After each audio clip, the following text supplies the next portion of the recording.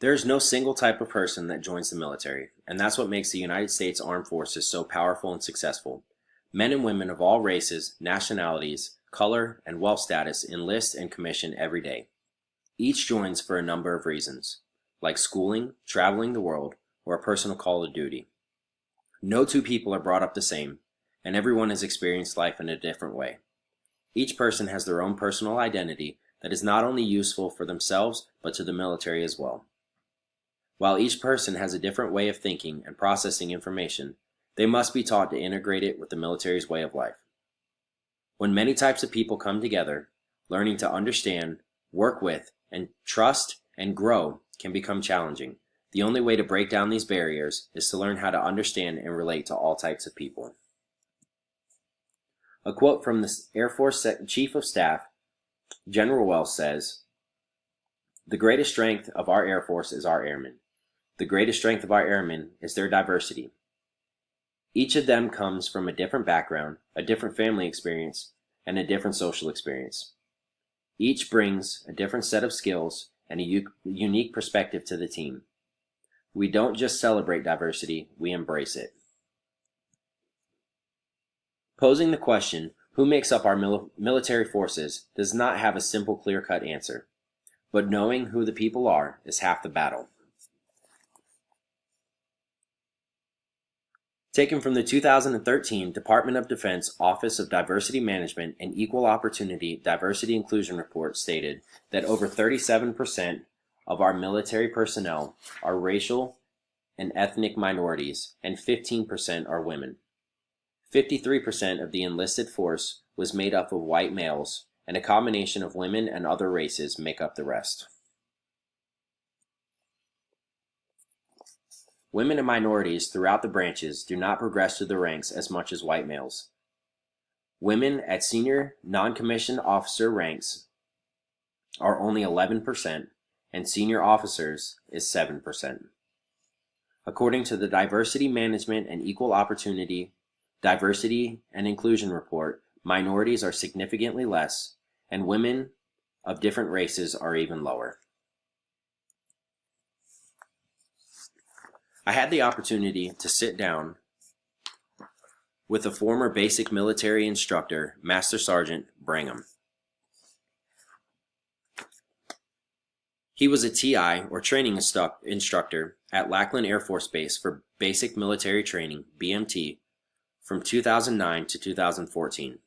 BMT is the first stage in shaping a young person into a military member, and with flights of over 50-plus trainees, he encountered diversity every day.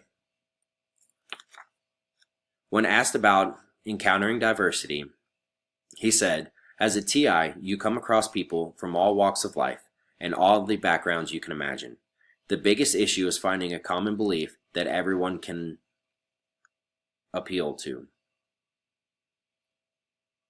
You had to find a baseline that everyone could get on board about and use that to drive them forward. A BMT flight is a mixing pot of personalities, cultures, and beliefs.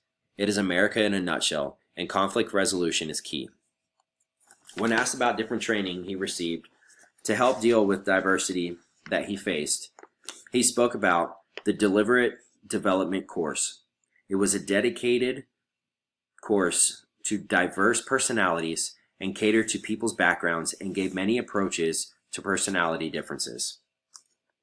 When working with different issues that arose, he explained that as a TI, you had to get on a personal level with your trainee and exchange life experiences.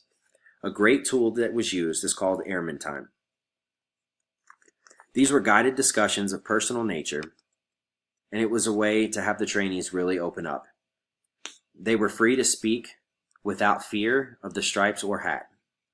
This was the best way to get an open engagement from all. The talks were some of the first mentoring any of these trainees had ever had. Many times, he would find differences and exploit them in a constructive manner to get maximum participation. He explained that over his time as a TI, he encountered many different thought processes. An example he gave was a trainee that still believed in slavery. This was because of the way he was raised. He had to help find ways for this trainee to interact and succeed with his fellow African American trainees. Another diverse situation he encountered was the difference between males and females. He said that males would respond better to being yelled at and push physically harder. Males would also take longer to get together, but at a certain point they would click and excel. Females would join together very quickly, but would break down over time because they would argue and fight. He took more of a father-type role for the females, and nothing was more motivating to them than a disappointed dad. He also explained that females opened up much more than the males did, and he had to learn to deal with these different issues, including menstrual cycles, emotional spikes, and past personal problems that arose. He gave an example of a girl that was assaulted before she joined, and all the yelling sent her into a depressed state and eventually broke her down.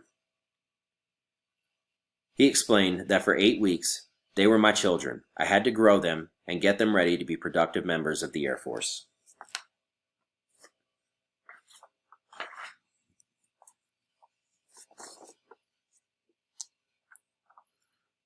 The military puts its members through professional military education, PME, at different stages of their career. The first in a long line of different schoolings is called Airman Leadership School. When you become an MCO or a supervisor, you are taught how to interact with your subordinates in a supervisory role. During that time, you train extensively on personal interactions with many types of people and situations.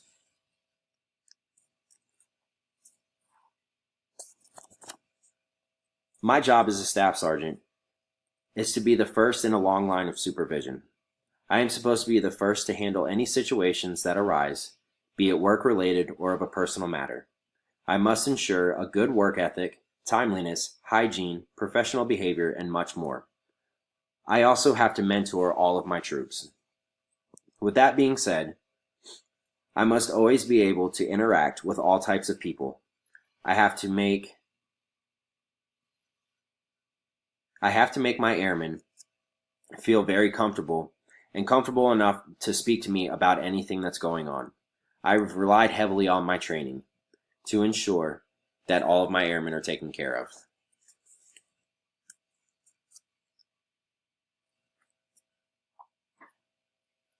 After hearing the different diversity situations that go on in the military, I thought of a few plans to add to what's already going on in the Air Force now.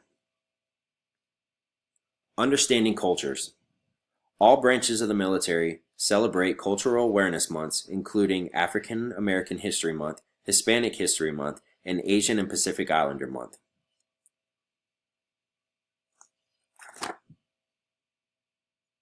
I believe that there should be more than just recognized months, and we should learn more about these different cultures specifically, not just knowing they exist. Understanding the different personal backgrounds. Different parts of the country have their own way of doing things.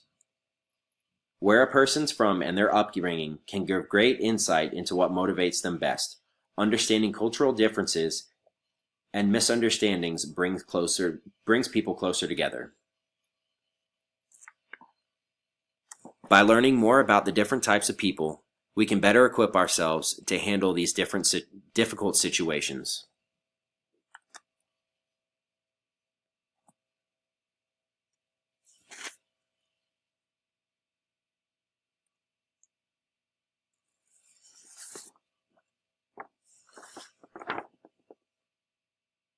Not only adding more geographic specific training, we should add in more cultural and social specific diversity training and not just awareness. For deployments, I have done cultural specific training for the area I was deploying to. It helped to understand the Middle Eastern culture, Muslim religion, and different customs and courtesies for that region.